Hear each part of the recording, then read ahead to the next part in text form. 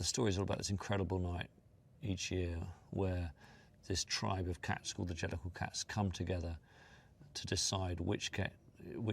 gets the chance to be reborn and have a new life. And Judi Dench, who's like the spiritual leader of the cats, who plays old Deuteronomy, she's the character who gets to decide which cat has the most need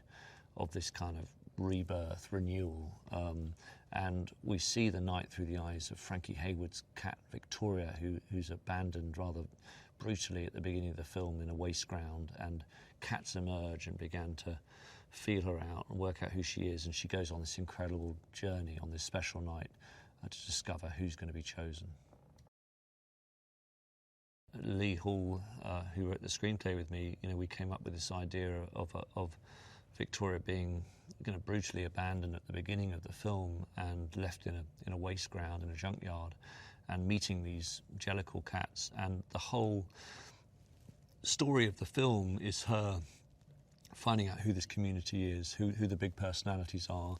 what a special night she's happened upon, which is what the Jellicle Ball is, what the rules of the world are, and so it becomes a kind of coming of age story where we experience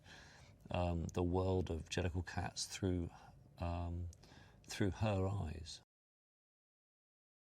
The question of who was going to perform Memory was probably like the most burning question of casting,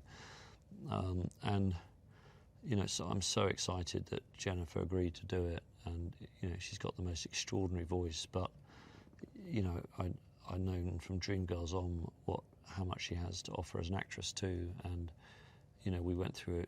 a fantastic rehearsal process working on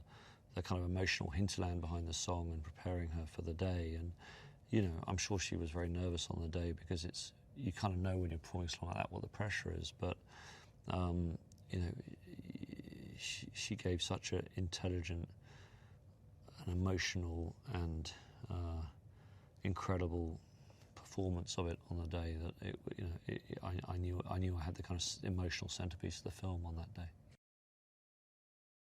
Ian's performance was utterly extraordinary, and I've wanted to work with him all my life, and to get this chance to work with him in his 80th year, in this incredibly special year for him, was like, for me as a director, like one of my great dreams. And he is a genius. He's extraordinary. He's a wonderful man and a wonderful person. And there was something incredibly moving about him playing Gus the theatre cat, and effectively evoking through this character a life on the stage, and Gus's recollections fit with Ian's in the most extraordinary way. And of course the main person Ian is addressing when he sings this song is Judi Dench, and of course they've acted together and they share a great theatrical past, and so having the kind of these two colossi of British film and theatre acting opposite each other, talking about through the song about their life in theatre and in drama was moving and very special to me. I've always wanted to work with her, so to be able to get in touch early on in this process and have this character in mind, and finally have the chance to work with her and direct her as an actress as well as a singer and a dancer, it was such an amazing experience. And Idris Elba, again, I'm a huge fan of and wanted to work with him for such a long time. And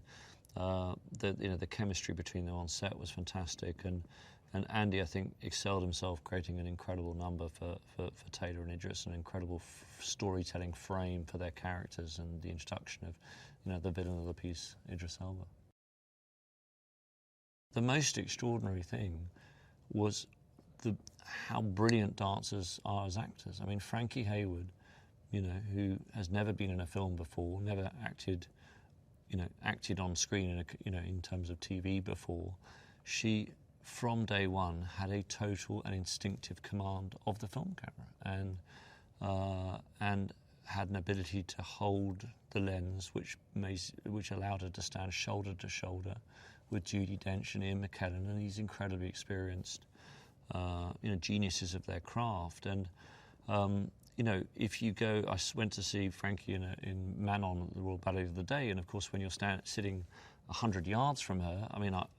I know what's going on in her face because I've seen what she's like, but you couldn't know the level of detail and the level of commitment and the level of passion and the extent to which she embodies her dance. And so what I've found fascinating working with dancers is I sort of expected the storytelling would kind of happen in the wide, but when you went into the close-up, it wouldn't be what I was used to as a director, but far from it. When I went in close, everything they were doing in the dance was being intensified and expressed beautifully through their face as well. You can never know the journey you're going to go on when you're a child, and as I sit here right now, like the hairs on the back of my neck are up, just thinking about how extraordinary it is that I could be there as a kid enjoying the show and end up years later directing it with the creator of it, Angela Weber, and yeah, how dreams can come true that you didn't even know were dreams at the time.